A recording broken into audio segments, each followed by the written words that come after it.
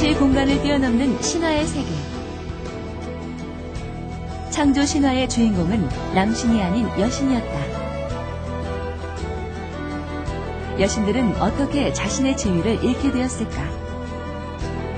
곰나루 전설과 웅녀 신화를 통해 우리가 회복해야 할 여신의 모습을 찾아보자.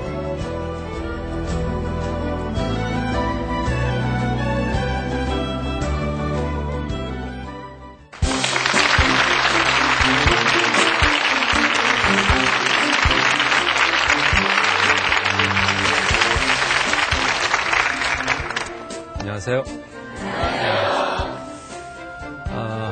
오늘은 우리 신화와 만나는 네 번째 시간입니다. 오늘 주제는 웅녀 실종 사건의 전말. 아주 제목 자체가 뭔가 흥미로울 것 같지 않습니까? 근데 아마 여러분들이 도대체 저 제목을 보시고 웅녀가 실종됐다니 이 도대체 무슨 말인가 이런 의문을 가졌을지도 모르겠습니다. 웅녀가 실종됐나요? 웅녀가 실종됐답니까? 그래서 웅녀 찾는 이런 전단지라도 이렇게 나붙었습니까? 어떻게 됐습니까? 웅녀 지금 어디 있습니까? 오늘 그런 얘기를 좀 풀어보기로 하겠습니다. 웅녀가 우리 신화 가운데 어디에 나오죠? 그렇죠. 삼척동자도 초등학생도 다 아는 얘기입니다. 단군 신화 속에 웅녀가 등장한다는 것, 그거 한국 사람이면 모를 사람이 없겠죠. 우린 모두 다 단군의 자손이다. 이렇게 어릴 때부터 교육을 받아왔으니까요. 단군의 자손이면서 동시에 우리는 웅녀의 자손이기도 하죠. 근데 웅녀의 자손이라고는 이야기를 하지 않지만 어쨌든 웅녀는 우리의 조상의 계보에 있는 여성인 것만에 틀림없습니다. 그런데 그 웅녀가 실종됐다니 이게 도대체 무슨 말인가 하는 것이죠. 그런데 우리가 웅녀가 등장하는 단군 신화, 달리 말하면 고조선 건국 신화를 찬찬히 들여다보면 어느 순간 웅녀가 사라집니다. 다 아는 이야기니까 자세히 단군 신화를 다시 얘기하지는 않겠습니다. 하늘에서 환인의 아들인 환웅이 지상의 뜻을 가지고 지상을 다스리러 내려오죠. 태백산 신단수에 내려옵니다. 그래서 신실을 열고 거기에서 백성들을 다스려요. 그런데 어느 날 누가 찾아옵니까? 네? 곰과 호랑이. 다 아시는 얘기입니다. 곰과 호랑이가 찾아와서 어떻게 하면 인간이 되게 해달라라고 빌죠. 그때 환웅이 여러분 다 잘 아시는 쑥과 마늘을 곰과 호랑이에게 주고 이것을 먹고 그야말로 100일을 견디면 사람이 될 수 있다. 그런데 결과는 어떻게 됐습니까? 호랑이는 뛰쳐나가고 그야말로 곰처럼 묵묵히 굴 속에서 견딘 곰은 사람이 됐죠. 근데 그냥 사람이 됐습니까? 여자가 됐죠. 여기에 비밀이 있습니다. 여자가 됐어요. 그런데 여자가 된 웅녀, 그래서 웅녀라는 이름을 얻었는데 여자가 된 웅녀는 여자가 되고 나서 고맙습니다. 이제 딴 데 가서 살겠습니다. 하고 간 게 아니죠. 다시 환웅을 다시 찾아옵니다. 다시 찾아와서 뭐라고 합니까? 아이를 낳게 해 주십시오. 아이를 낳게. 아들을 낳게 해 주십시오. 그래서 그 청을 환웅이 받아들여서 잠시 환웅이 사람으로 변해서 웅녀와 그야말로 짝을 맺은 이후에 거기서 태어난 것이 단군이지요. 단군입니다. 그 다음부터 단군 신화는 단군이 어떻게 고조선을 세우고 고조선을 다스리다가 산신이 되었다라는 식으로 단군에 대한 이야기를 합니다. 바로 나았다는 그 지점에서 웅녀는 슬그머니 단군 신화에서 사라집니다. 단군을 낳긴 낳았는데 그 낳은 엄마인 웅녀는 어디로 갔는가 하는 거죠. 이걸 두고 우리가 웅녀 실종 사건 뭐 이렇게 제목을 붙일 수도 있지 않을까 하는 생각을 합니다. 단군 신화에서 이 웅녀는 어디로 갔습니까? 그죠? 이 비밀을 풀기 위해서는 전설의 세계로 잠시 가볼 필요가 있습니다. 전설의 세계. 우리나라 전설 가운데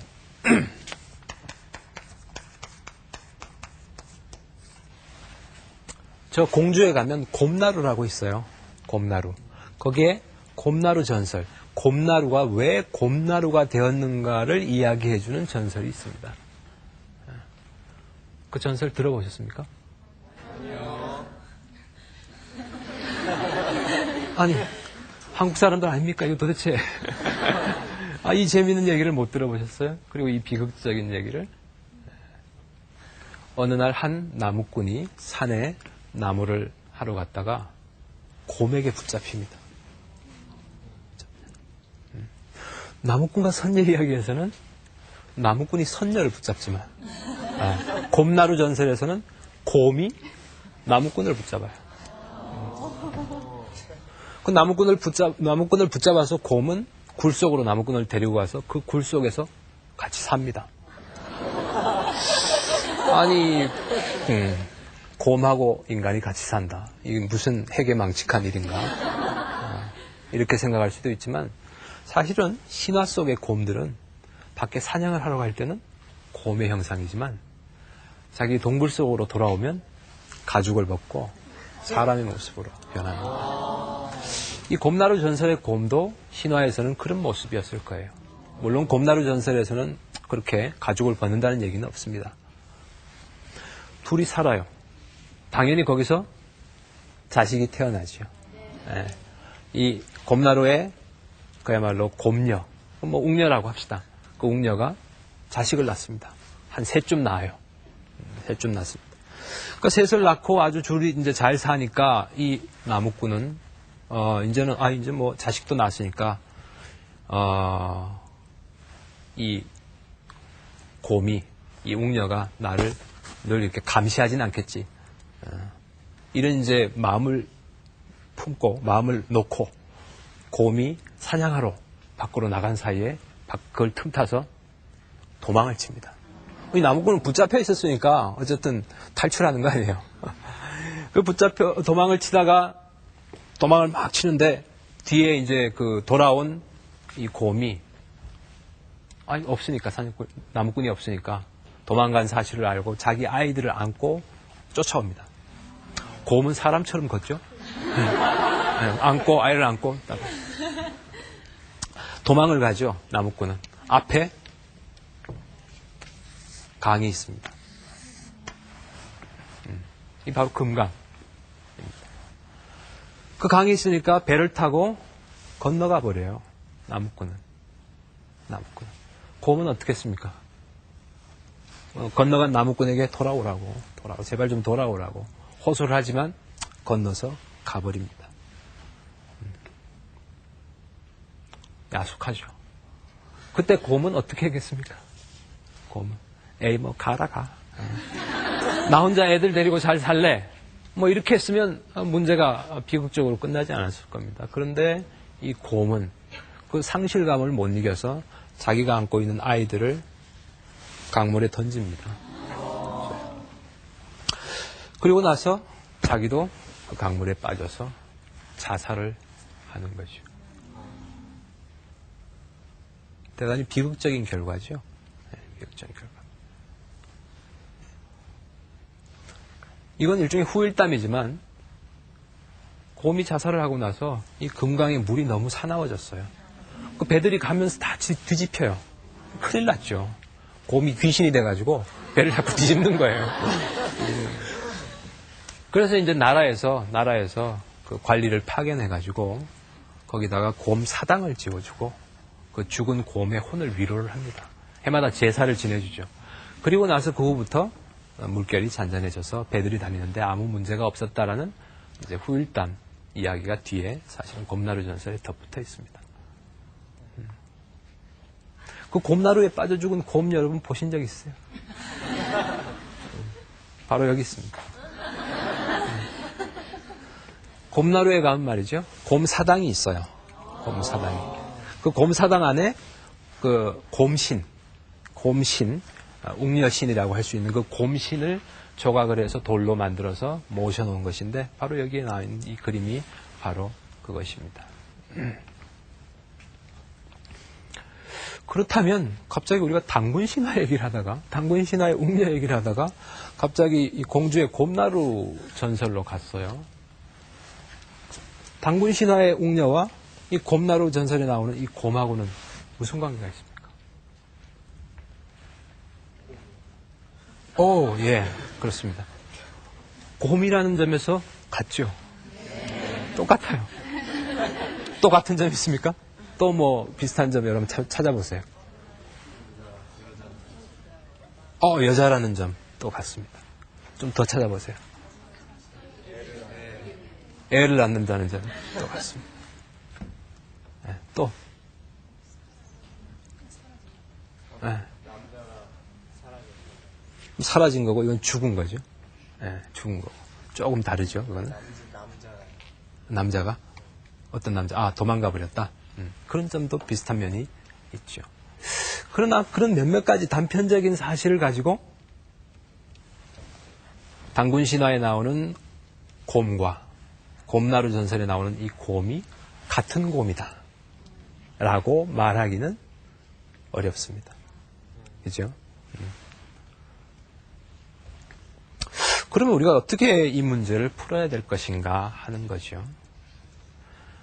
제가 지난 시간에도 이야기를 했습니다마는 제가 지금 우리 신화를 새롭게 만나자라는 것이 이 강좌의 취지인데 그 우리 신화의 우리라는 것이 한반도에 있는 한국 그야말로 우리 민족만의 신화를 우리라고 하는 것은 아니다라고 말씀드렸죠. 우리 주변에 있는 우리와 문화적인 친연성이 있는 민족들의 신화도 우리에 포함시킬 수 있다라고 이야기를 했습니다. 우리나라가 이렇게 돼 있죠. 너무 아주 단순한 그림인데. 곰나루는 이쯤에 있어요. 이쯤에 있습니다. 이쯤에 있어요. 단군 신화가 벌어졌던 그런 이야기가 그야말로 전승되던 고조선의 공간은 뭐 이쯤 되죠. 이 정도 된다고. 그런데 이 위쪽으로 가면 여기 흥알령이라는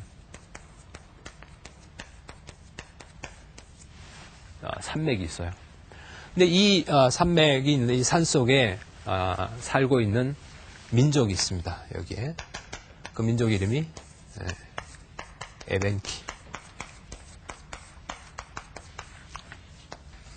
에벤키족. 중국말로는 어윙커라고 합니다. 에벤키족이라는 작은 소수민족이 있는데 이 사람들의 그 신화를 쭉 보다가 저는 어느 날 깜짝 놀랐습니다. 이 에벤키족은 자기네 그 조상, 자기 민족을 있게 해준 그 어머니를 곰이라고 생각합니다.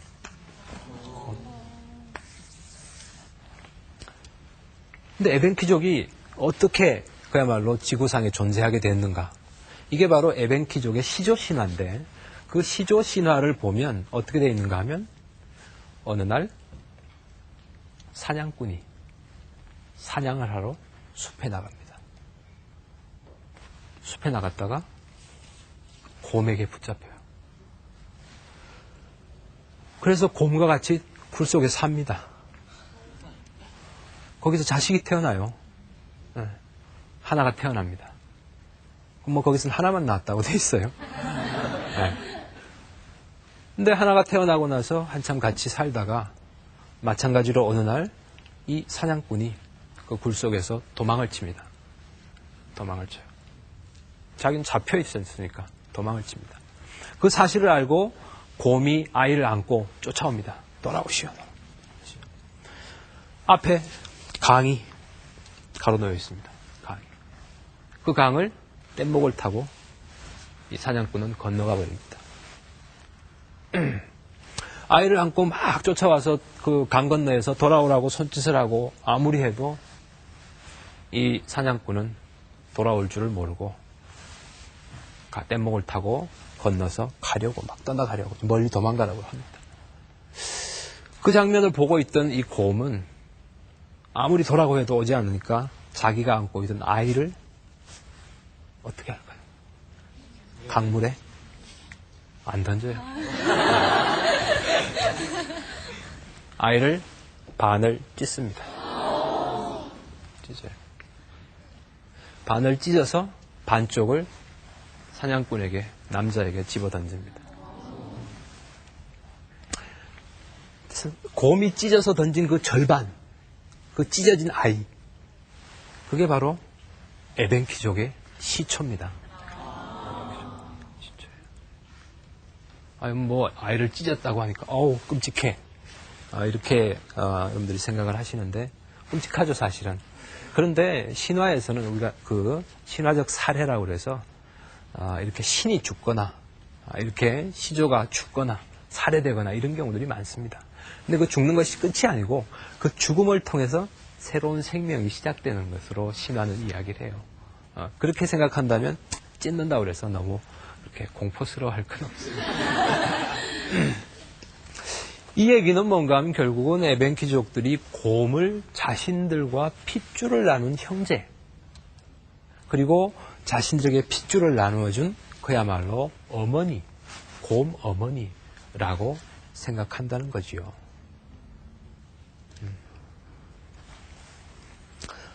자, 그런데 바로 여기서 우리는 새로운 사실을 하나 발견할 수 있습니다. 아까 여러분들이 제가 한 이 에벤키족 시조신화 이야기를 듣고 좀 놀라셨을 텐데 왜 놀랐습니까? 여기 있는 이야기가 여기에서 전해지는 이 곰나루 전설과 너무도 유사하지 않습니까? 그렇죠. 똑같은 얘기라고 해도 좋을 정도예요. 다만 달라지는 지점은 어디예요? 도망간 남자를 바라보면서 강가에 서서 그 곰이 취한 행동, 여기에 차이가 있는 거죠. 하나는 아이를 찢어서 던지고 또 다른 곰은 아이를 물에 던지고 자기도 자살을 하지요. 자, 이 둘 사이에 무슨 관계가 있을까요? 이 두 이야기 사이에. 그리고 이 두 이야기의 차이가 의미하는 것은 뭘까요? 이게 바로 오늘 이 웅녀 실종 사건의 전말을 설명해 줄 수 있는 아주 유력한 단서입니다. 사실은 이 에벤키족의 곰 시조신화와 이 곰나루 전설의 곰은 같은 이야기일 수 있다라고 생각합니다. 왜 그럴까? 이렇게 거리가 멀리 떨어진 두 지점에서 이야기가 같다니 그 논리적으로 가능한 얘기인가? 이런 의문을 가질 수도 있을지 모르겠습니다. 그런데 찬찬히 따지고 보면 그런 거예요. 처음에 우리가 단군 신화 얘기를 했지요. 그렇지 않습니까? 단군 신화. 네. 단군 신화에서 웅녀는 아까 웅녀라고 안 썼습니까? 웅녀는 자기 이야기를 가지고 있습니까? 웅녀의 이야기 뭡니까? 단군 신화 속에서 웅녀의 이야기가 뭡니까? 웅녀의 이야기는 어떤 거예요? 사람이 되게 해달라. 그 다음에 두 번째, 애를 낳게 해달라. 단군을 낳죠. 그게 웅녀의 이야기의 전부입니다. 단군 신화에. 그렇다면 단군 신화에서 웅녀의 위치는 어떤 겁니까? 그죠? 아이를 낳아주는 존재죠. 또 달리 얘기하면 아들을 낳아주는 존재입니다. 아들.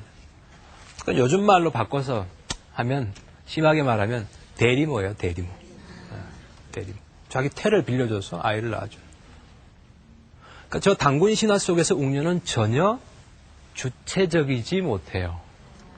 그죠? 단군 신화는 웅녀의 얘기가 아니고 단군과 환웅의 얘기예요. 그죠? 족보로 따지면 남자들만의 이야기입니다. 그렇지 않습니까? 예. 여자의 계보는 아무 의미가 없어요. 여자는 다만 그 계보에 잠시 들어가서 아이를 낳아주고 퇴장하는 것입니다.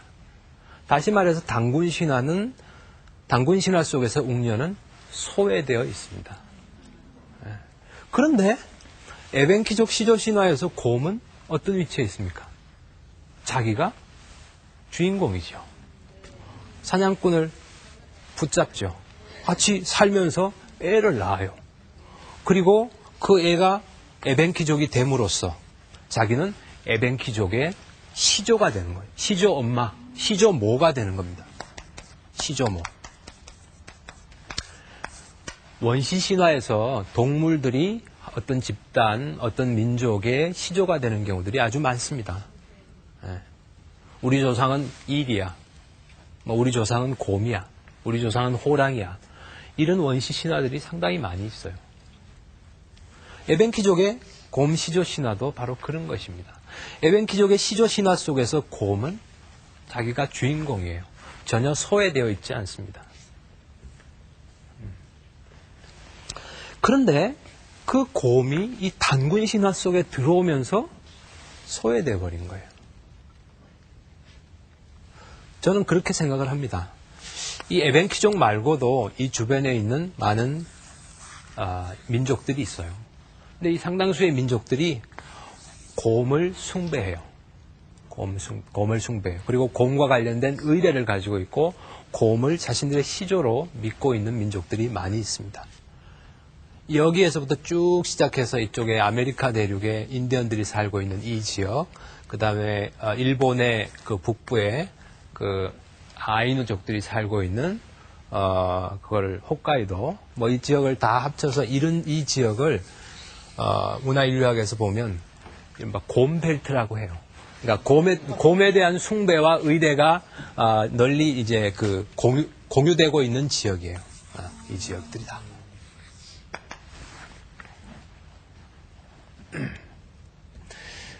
그렇다면 사실은 우리나라 고조선도 여기 있었어요. 고조선도 여기 있었습니다.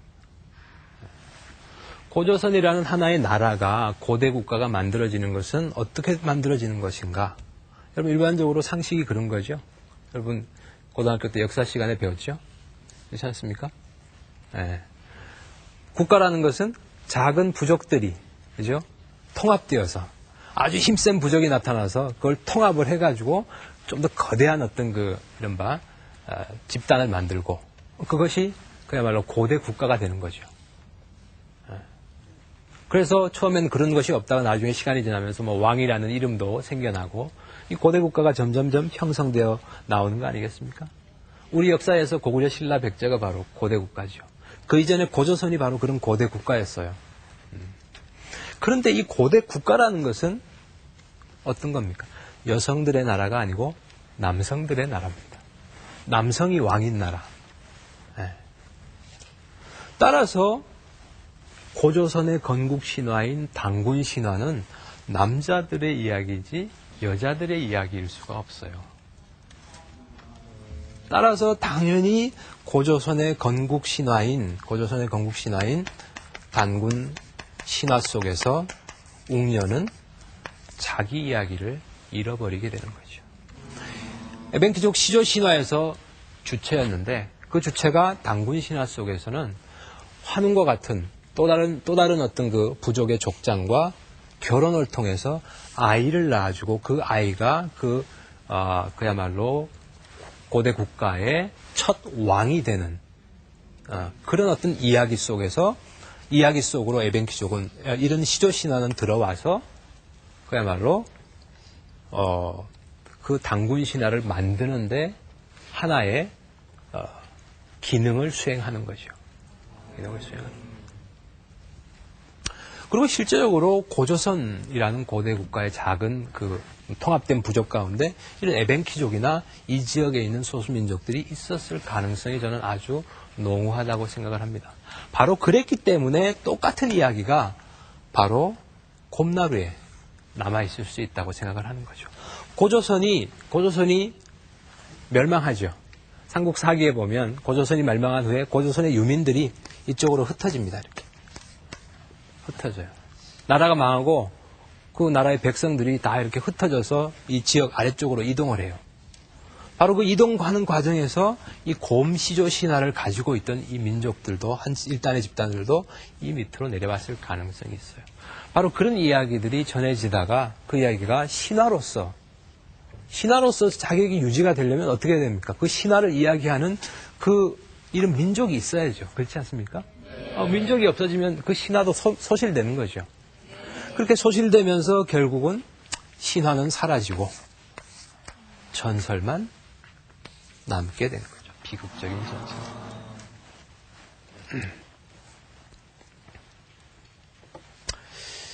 이것이 말하자면 그 단군 신화 속에서 웅녀가 실종된 사건의 전말이라고 할 수 있습니다. 이해가 가십니까? 네. 재미있습니까? 네. 사실 말이죠. 사실 우리 신화들을 쭉 공부하다 보면 공부하는 사람이 자기도 모르게 자꾸 여신에 대한 생각을 하게 됩니다. 여신에 대한 생각. 제가 다음 시간에도 여신 얘기를 하겠습니다만은 자기도 모르는 사이에 자꾸 여신들에게로 끌려 들어가요. 왜냐하면 어제도 말씀드렸듯이 그 세계를 만든 신이 여신이죠. 여신입니다. 최초의 세계를 창조한 창조 여신들이 있어요. 그런데 일정한 시기가 되면 그 창조 여신이 자기의 지위에서 밀려납니다. 밀려나요. 그리고 그 자리를 차지하는 것은 남성신입니다. 남신이에요. 예를 들어서 우리가 흔히 상상하기에 하늘에 있는 천신, 순우리말로 바꾸면 하늘님. 하늘님은 남성일까요? 여성일까요? 남성. 당연히 남성이라고 생각하죠. 그게 바로 편견이에요.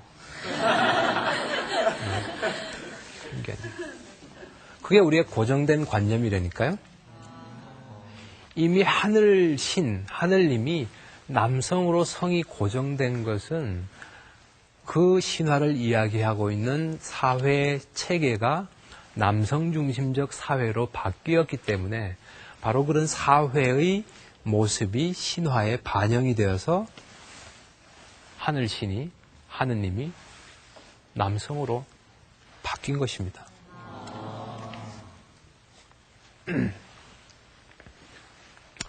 예를 들어서 그 만주 신화가 있어요. 만주 아시죠? 만주가. 그 만주 신화가 아주 흥미로운 신화들이 많은데 그 만주 신화에 보면 세상을 만든 여신이 나옵니다. 그 여신의 이름이 아부카 허허.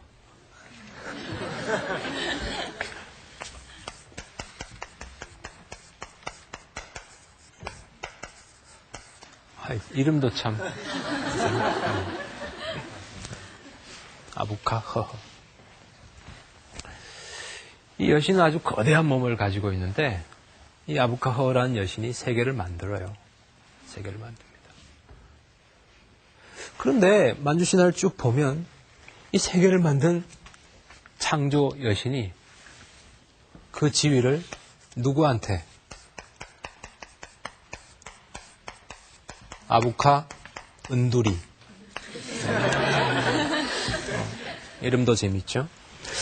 아부카 은두리라는 그 남신에게 천신의 지위를 넘겨줘요. 사실은 아부카 은두리는 아부카 허허의 아들입니다. 그런데 그 지위를 넘겨주게 되는 거죠. 그냥 뭐 주고 싶어서 준 게 아니에요. 네가 내 아들이니까 이 신의 지위를, 신직을 넘겨받아라. 이런 게 전혀 아닙니다. 말하자면 아부카 허가 아부카 은두리에게 밀려난 거예요.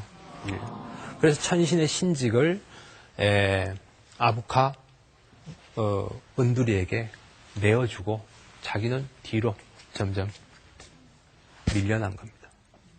그래서 사람들의 기억에서 아부카허허가 천신이었다. 세계를 창조한 여신이었다. 이런 것들이 자꾸 잊혀져요.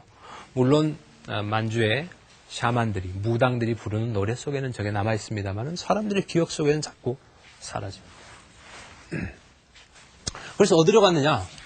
나중에 가면 창조 여신 아부카허가 나중에 어떤 조그만 부족이 있어요. 부족.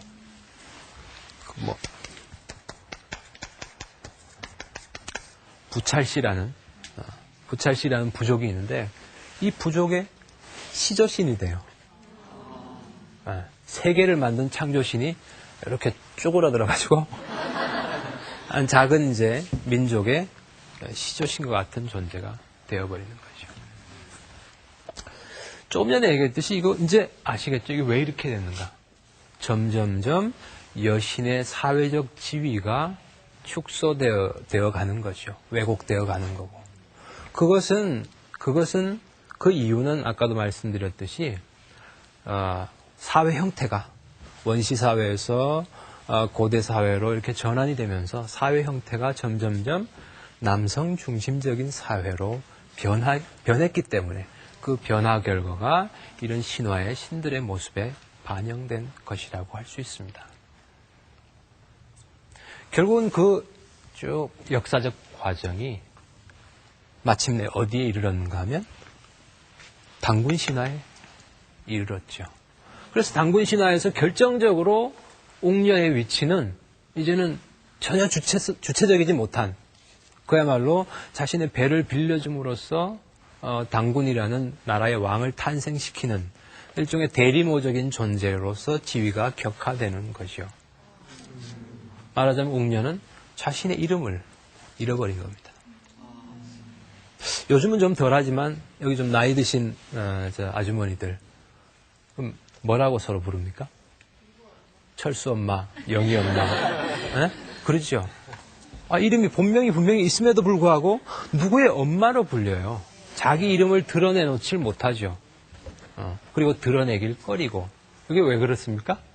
바로 그것이 지금 여전히 한국 사회에서 여성들이 가지고 있는 사회적 지위를 보여주는 것이죠. 바로 이런 여성들의 사회적 지위와 그런 호칭의 역사적 기원이 바로 여기 있는 겁니다. 모르셨죠?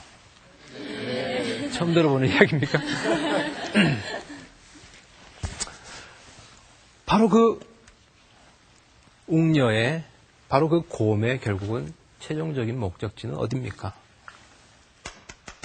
곰나루에서의 자살이지요. 자살이죠. 결국 자기가 전혀 주체로 살지 못하는 삶, 소외된 삶, 그걸 묵묵히 견디자니 용납할 수 없고 결국은 선택할 수 있는 길은 뭡니까? 죽을 수밖에 없는 거죠. 예. 갑자기 옥녀 얘기를 하다 보니까 조선시대 얘기가 좀 떠오르는데 여러분 연려 아시죠? 네. 연려들이 훌륭한 분들이죠. 그렇지 않습니까? 지조를 지키기 위해서 자기 목숨을 버린 그런 여성들이 연려라고 불리는 거죠. 근데 그 연려 자체를 제가 무슨 폄하할 생각은 없습니다만은 자신의 지조를 지키기 위해서 목숨을 내놓는 것처럼 세상에서 고귀한 것은 없죠. 그런데 그것이 강요에 의해서 너는 우리 집안을 빛내기 위해서 연려가 돼야 된다. 그래서 억지로 연려된 사람들이 조선 후기에 아주 많았습니다. 많았어요. 말하자면 조선 후기가 이런 그야말로 가부장제가 가장 강화되었던 시기라고 할 수 있는데 바로 그런 사회적 조건 속에서 그런 여성들의 고통들, 연려라는 이름의 고통들이 있었던 셈이죠. 바로 사실은 그런 이야기들이 어떻게 보면 곰나루 전설의 곰의 자살이라는 전설 이야기 속에 반영되었을지도 모르겠습니다.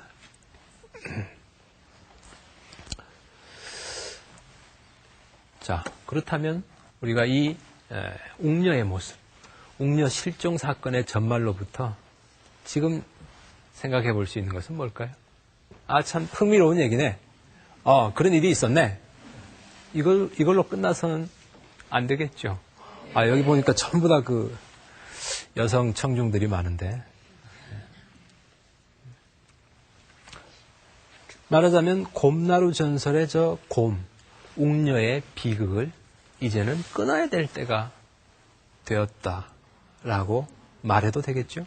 네. 지금 내가 끊어야 될 때가 되었다라고 말하는 것에 대해서 아니 절대로 그럴 때가 아니다라고 반박하는 그야말로 강심장은 없을 거라고 생각을 합니다. 언필칭 요즘은 그야말로 성평등이라는 문제가 우리 사회의 심각한 화두로 등장되어 있는 시기입니다. 바로 이런 시기에 웅녀 실종 사건 이야기는 우리들에게 시사해 주는 바가 대단히 크다고 생각을 합니다. 단군 신화의 웅녀가 아니라 에벤키족의 웅녀. 주체화된 여성, 여신. 이것이 우리가 회복해야 될 여성의 모습, 여신의 모습이 아닌가 생각을 합니다.